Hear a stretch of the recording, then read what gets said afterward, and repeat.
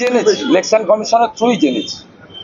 কত বাহিনী হচ্ছে সংখ্যাটা ওরা বলবে। আমরা যে অ্যারেঞ্জমেন্ট 7th ফেজের জন্য করেছি, আমরা যেটা ইন্ডিপেন্ডেন্ট চেয়েছিলাম, ওরা ইন্ডিপেন্ডেন্ট অফিসার দিয়ে দিয়েছেন প্রত্যেকটা পিসিতে, এবং বসিরহাট বারাসাতে ডিআইজি নিজে থাকছেন।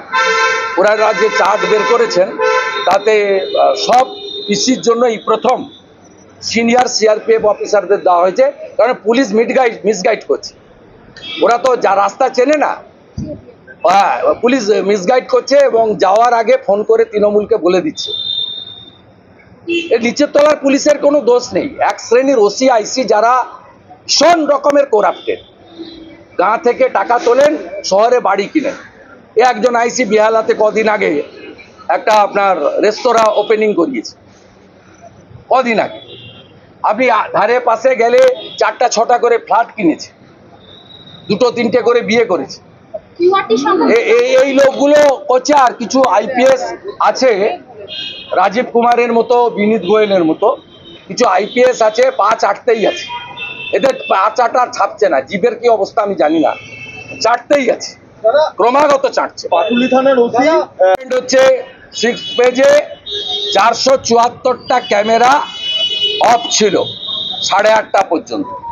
অন বিহাফ অফ বিজেপি, শিশির বাজোরাজি নীতির কমপ্লেন দিল্লিতে এবং এখানে করার পরে ক্যামেরাগুলো অন করার ব্যবস্থা হয়। মানে চিটিংবাজি করছে ক্যামেরা বন্ধ করে, কোথাও লোডশেডিং করে, কোথাও তার খুলে করেছে।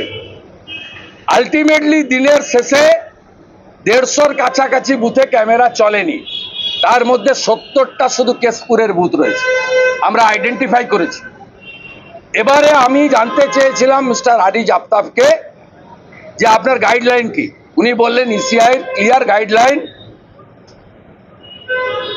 সুন্দরবনের আইসোলেটেড 25-30-40টা বুথ ছাড়া গোটা পশ্চিমবঙ্গে ওয়েবকাস্টিং ক্যামেরা ম্যান্ডেটারি।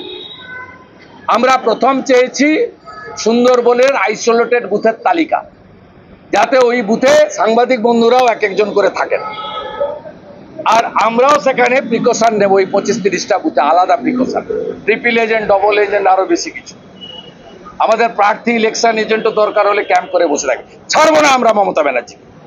ডেমোক্রেসি, গণতন্ত্রের এই মহোৎসবে ডু অর ডাই, আমরা শেষ দেখে ছাড়বো। বাকি তিনি বলেছেন কোথাও ক্যামেরা বন্ধ থাকলে ভোট বন্ধ থাকবে।